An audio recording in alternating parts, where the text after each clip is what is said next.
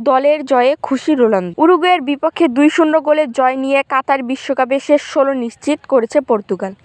দল জিতলেও কিছুটা আক্ষেপ থাকতে পারে দলের সেরা তারকা ক্রিস্টিয়ানো রোনালদোর মনে। পর্তুগাল পেনাল্টি পেলে তা থেকে গোল করবেন রোনালদো, এমন দৃশ্যই দেখে অভ্যস্ত সকলে। তবে আজ ম্যাচের ৯০ মিনিট পর্তুগাল পেনাল্টি পেল, গোল করলেন ব্রুনো ফার্নান্দেজ। কারণ ম্যাচের ৮২ মিনিটেই রোনালদোকে উঠিয়ে নিয়েছিলেন কোচ ফার্নান্দো সান্তোস। ম্যাচে দুটি রেকর্ডের সামনে দাঁড়িয়েছিলেন রোনালদো। একটি গোল করতে পারলে দুটি রেকর্ড হয়ে যেত তার। বিশ্বকাপে ৯ গোল করে ইউসেবিওর পাশে বসতেন রোনালদো। এছাড়াও সবচাইতে বয়স্ক ফুটবলার হিসেবে বিশ্বকাপ গোলের রেকর্ড লেখা হতো রোনালদোদের নামে।